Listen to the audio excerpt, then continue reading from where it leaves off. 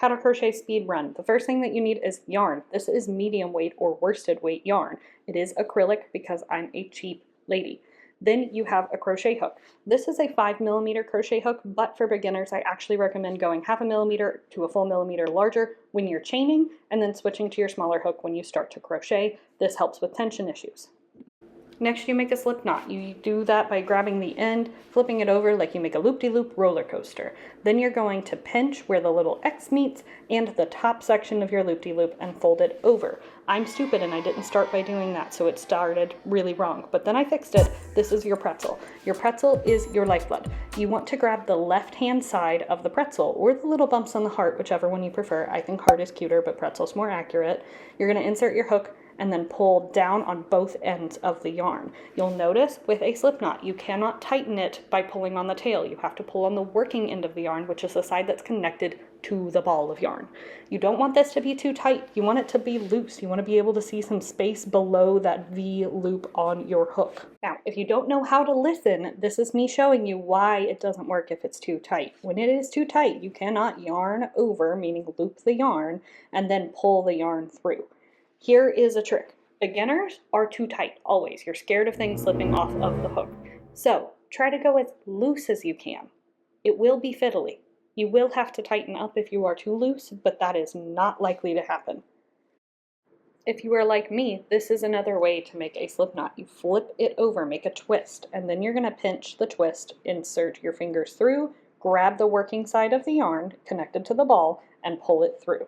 That is how you do a slip knot. The faster way, but I learned the other way and then moved to this one, if that's helpful to you. Now there are many ways to hold the yarn when you are crocheting, but this is how I do mine. I take my ring finger and I wrap it back to front and then over again, and then I pinch the yarn between my index and middle fingers. This helps me tension my yarn so it's not too tight, it's not too loose, and to prevent my hands from cramping by keeping my fingers open. This is a little demonstration of how you chain, but I will get into more detail here in just a second. I just want to show you again. I wrap the yarn around my finger, and then I pinch it between my middle and index fingers. This helps tension. This prevents you from gripping it so tightly that you cause yourself harm. Now to begin chaining, you're going to take the yarn from the back to the front and then pull through. Again, back, front, over the hook. So the little hook part is facing you. You're going over and around. Then you're going to twist the hook to where the hook faces the bottom of the little V section you made with your slip knot. It's going to face the bottom because if it doesn't, as I'm demonstrating here, there is no way to actually pull the chain through the chain. So you're going to pull it down and through, twist it back to where it's facing you, yarn over again, back to front, and then pull through. That's chaining. That is literally all chaining is.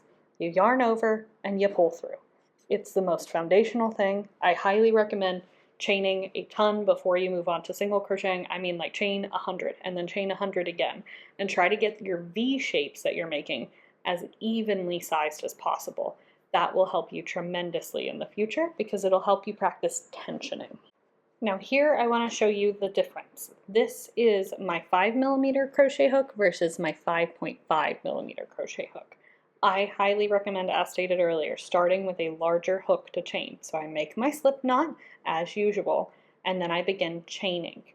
I wrap my hand with my yarn, and I start yarning over, pull through, yarn over, pull through. Oh my god, Haley, do you know how to crochet? Why am I making this video if I keep messing up? With a chain of 12 or 15, this is where I would begin practicing single crochet. Now here's the most important thing to remember.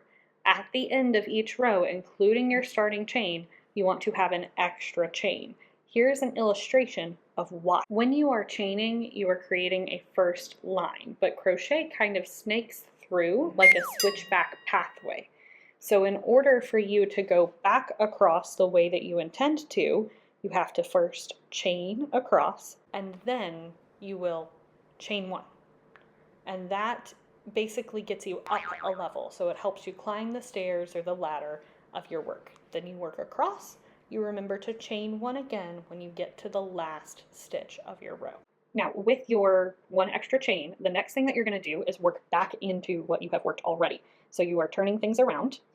And here I'm going to show you, you're going to insert into the back loop of the second V that you see from the hook. Now remember to keep things loose as I'm showing here, but you're going to work into that back V section. You'll see two V shapes. It'll look something like this that I'm drawing, and they kind of stack on top of each other. Now, as you're working back through your first row and your first row only, you want to work through that back section of the stitch. So you're going in through the middle and only catching one of those loops as I've drawn here for you. Next thing you want to do is go into the second chain of the hook. So you see how the first one's pretty tight. The one that you want to go into is right beside that. It'll look like a full V shape. You're only going into the back section of that loop, only catching one loop on the hook, just like that. Then you're going to yarn over as usual and pull through. Then you're going to yarn over and pull through both of the loops on your hook, kind of like you did when you were chaining. And then you're going to insert again into that back loop, yarn over, pull through two. Insert, yarn over, pull through two. Easy peasy. This is me moving pretty darn quick. Insert, wrap around, pull through, yarn over again, pull through two. Eventually you will come to the end of your row and you're going to work it just like any other stitch. Insert, yarn over, pull through, yarn over, pull through both, but it's going to look like it's right beside that starting slip knot that you did.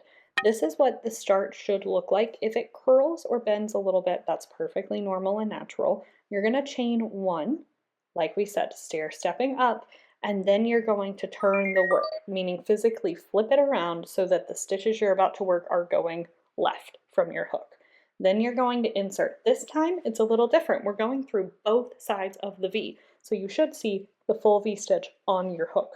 You work this the exact same way. Insert, yarn over, pull through, yarn over, pull through both, just like that.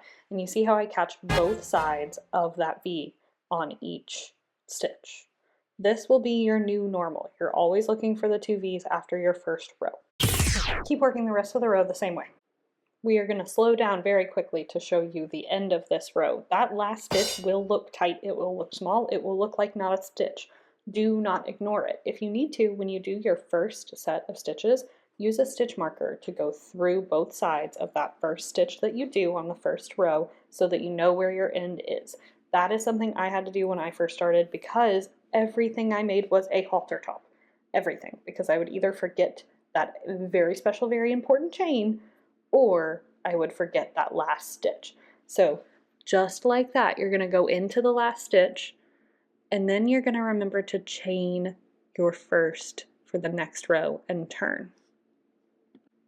This is what it should look like when you are done with the second row. So you're going to start working back in. It is literally the exact same thing. That's the awesome thing about crochet, is it is the same thing forever and ever. And if you mess up, you just take your hook out, pull back to where you were right, and then insert your hook back in and continue working. It is the most forgiving thing. It is the most repetitive thing. You will become the kind of person who can do this with their eyes closed. I pinky promise you. You just have to keep doing it. Work until the end of the row where you want to stop. If this is a scarf, it's going to be forever long. If this is a coaster, it may be 10 or 15 rows. Then when you get to the end, you're going to do your last chain one. You're going to cut about 3 or 4 inches from the end. I use a palm's width to figure out how long my tail should be. You're going to pull all the way through that chain and tighten it down. It will create a knot for you. Then you're going to need something called a tapestry needle. I am a really huge fan of metal tapestry needles. I absolutely love metal tapestry needles. They are my favorite. They come in small size and big size depending on the size of yarn that you want to use. Then you want to thread the needle. I like to thread the needle by doubling over my yarn, just pinching it really tight and pushing it through the eye of the needle because it is a tapestry needle. It is pretty big. Then you're going to basically weave in and out of the fabric. Now the good thing about a metal tapestry needle is anywhere that you can see the tapestry needle from outside is where you will be able to tell that you wove in your ends. So just look out for that. If there's big, huge sections where you can see the needle, that's not a good thing because what you're trying to do is make sure that the project cannot unravel itself. So I like to go inside of the stitch between both sides of the actual stitch itself. This is something you get a feel for. I'm going to say this forever and ever. Crochet is just something that requires practice and time, and you have to be stubborn, not patient. Be stubborn. I know you can be stubborn. We can all be stubborn. We're human. When you're done, I recommend pulling on the fabric just a little bit, put some tension on it, because as you wear or use the item that you are making, it is going to loosen over time. Now, when you get done weaving in your end, you do want to trim it. I recommend leaving like half a fingernail's length of fabric or material outside of where you've woven it in, because when you pull or when the fabric itself stretches, it's going to come back in. If you trim it too close to where you have woven it in, it will come out of the next section where your needle was weaving in and out. I have learned this the hard way. But when you are done with that, you have crocheted something. If you did 3 rows like me, congrats. If you did 105, congrats. You did great. Have a good day.